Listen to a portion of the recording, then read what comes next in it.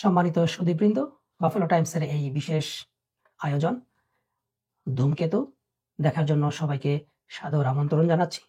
আমরা একটি অতি সম্প্রতি গুরুত্বপূর্ণ বিষয়ের প্রতিবাদ জানাতে আমরা এই অনুষ্ঠানের আয়োজন করেছি।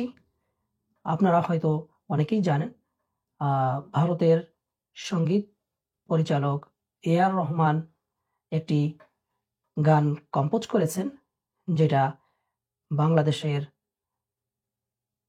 জাতীয় কবি কাজী নজরুল ইসলামের সেই বিখ্যাত গানটি কারার ওই লৌহ কপাট, এই গানটিকে তিনি কম্পোজ করেছেন এবং এটির সুর এবং এটার মূল ধারাটি উনি পরিবর্তন করে ফেলেছেন। আমরা এই বিষয়টি জানতে চাব। আমাদের কাছে আমাদের যে বিশেষ অতিথি এখানে রয়েছেন, বিশিষ্ট নর্থ আমেরিকার বিশিষ্ট নজরুল গবেষক, কবি এবং আবৃত্তিকার জনাব হাসান আমজাদ খানের কাছে। ধন্যবাদ। বিষয়টা খুবই গুরুত্বপূর্ণ। বাফেলো টাইমসকে ধন্যবাদ জানাচ্ছি শুরুতেই। দর্শক মণ্ডলী, আপনারা শুনলে অবাক হবেন যে ভারতের একজন চলচ্চিত্র পরিচালক রাজা কৃষ্ণ মেনন, যিনি একটি চলচ্চিত্র তৈরি করেছেন ভারতীয় একজন সৈনিকের জীবনীর উপরে ভিত্তি করে। সৈনিকের নাম হলো বলরাম সিং মেহতা এবং এই চলচ্চিত্রটির নাম পিপ্পা। এটি পরিচালনা করেছেন রাজা কৃষ্ণ মেনন এবং এর সঙ্গীত পরিচালনা করেছেন A.R. রহমান সাহেব। এবং এটি মাত্র গতকালই প্রিমিয়ারে প্রচারিত হয়েছে।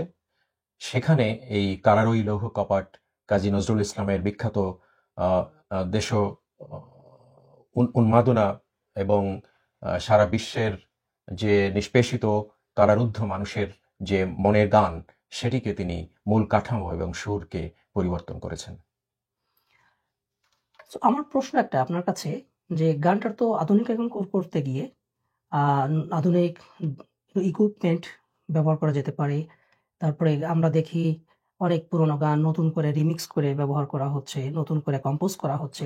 তো সেই ক্ষেত্রে এটার সমস্যা কি, করলে করা যাবে না কেন? খুবই গুরুত্বপূর্ণ প্রশ্ন, থ্যাংক ইউ। এটি ইনস্ট্রুমেন্টাল ডেভেলপমেন্ট এক জিনিস এবং গানের মূল কাঠামো এবং সুর পরিবর্তন করা সম্পূর্ণ ভিন্ন জিনিস। দুঃখজনক হলো যে জনাব রহমান এই গানটির মূল কাঠামো এবং সুরই পরিবর্তন করেছেন, যেটি কাজী নজরুলের সেই সময়কার গানের যে আবেদন ছিল, যে তাল লয় সুর ছিল, যে কাঠামো ছিল, সেটি ধ্বংস করেছে। তিনি তো হিন্দি ছবিতে গানটি ব্যবহার করেছে। তো সমস্যাটা কি? কোথায় এটার ব্যাপ্তি হলো? কেন কাজী নজরুল ইসলামের এই গানটির সঙ্গে ওটার একটা সংঘর্ষ হলো? হ্যাঁ, সেটা খুবই আরো গুরুত্বপূর্ণ প্রশ্ন। এটি যদিও হিন্দি চলচ্চিত্র, কিন্তু গানটি বাংলাতেই গাওয়া হয়েছে। গানের কথাগুলো ঠিক আছে, কিন্তু গানের মূল সুর এবং কাঠামো পরিবর্তন করা হয়েছে, তার লয় পরিবর্তন করা হয়েছে। সব থেকে বড় কথা, গানটির যে আবেদন সেটি নষ্ট হয়েছে। ফলে আরো একটি গুরুত্বপূর্ণ বিষয় হচ্ছে যে এই গানটি একদল বাঙালি শিল্পী গেয়েছেন। তার মানে আমরা অনুমান করতে পারি যে এইসব বাঙালি শিল্পীরা জেনে শুনেই এই গানটির এই ডিস্টরশনটা করলেন। আমরা তাদের জন্য শুধুমাত্র অনুকম্পাই প্রদর্শন করতে পারি। কাজী নজরুল ইসলামের যতগুলো রচনা আছে, আবিষ্কার রয়েছে, লেখা রয়েছে, এগুলো তো বিশ্বের বিভিন্ন ইনস্টিটিউশনে গবেষণা চলছে। তো সারা পৃথিবীতে কাজী নজরুল ইসলামের অনেক প্রেমিক আছে, অনেক গবেষক আছে ছড়ায় ছিটিয়ে বিভিন্ন জায়গা। ওনারা এই বিষয়ে কি ভাবছেন এবং এটার প্রতিবাদ কিভাবে করা যেতে পারে? খুবই গুরুত্বপূর্ণ। কাজী নজরুল ইসলামের গানকে নিয়ে এ ধরনের সমালোচনা, আলোচনা এর আগেও বহু হয়েছে, কিন্তু এই ধরনের, এই যে ব্রিটিশদের সাবকন্টিনেন্ট থেকে চলে যাওয়ার জন্য স্বাধীনতার যে উন্মাদনার সময় কাজী নজরুল যে জনপ্রিয় গান তৈরি করেছেন, সেটিকে নিয়ে এই প্রথম ডিস্টর্ট করা হলো। তো সারা বিশ্বের যারা বাংলা ভাষাভাষী নজরুল প্রেমিক রয়েছেন, তারা সকলেই এ বিষয়ে নিশ্চয়ই মনক্ষুণ্ণ হবেন, দুঃখপ্রাপ্ত হবেন। সেজন্যে আমরা নর্থ আমেরিকা থেকে এই প্রথমে এটার প্রতিবাদ জানাচ্ছি। আর আমরা বিশ্বাস করি যে শুধু ব্যক্তিগত নয়, আনুষ্ঠানিকভাবে, প্রাতিষ্ঠানিকভাবে, দলগত এবং সংঘবদ্ধভাবে এটির প্রতিবাদ করা উচিত। কারণ এই গানটি নতুন যে প্রজন্ম, তারা যখন শুনবে তখন তারা ভাববে এটিই আসল নজরুল সঙ্গীত। আসলে নয়, নজরুল সঙ্গীতের আসল যে রূপ সেটি ভিন্ন।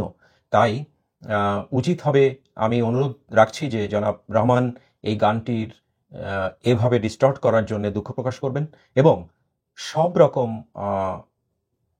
মাধ্যম থেকে এই গানটিকে প্রচার বন্ধ রাখবেন বা সরিয়ে ফেলবেন। ধন্যবাদ বাফেলো টাইমসকে। আর সুপ্রিয় দর্শক মণ্ডলী, আপনারা সময় দিলেন। কাজী নজরুলের প্রতি আপনাদের ভালোবাসা অব্যাহত থাকবে, এটি আমি আশা করছি। অনেক ধন্যবাদ আপনাকে। আমরা অনুষ্ঠানের শেষ পর্যায়ে চলে এসেছি। বাফেলো টাইমসের এই আয়োজন ধূমকেতু দেখার জন্য আপনাদেরকে অসংখ্য ধন্যবাদ। আবার দেখা হবে আরেকটি কোনো একটি এপিসোডে। ভালো থাকবেন, সুস্থ থাকবেন, নিরাপদে থাকবেন।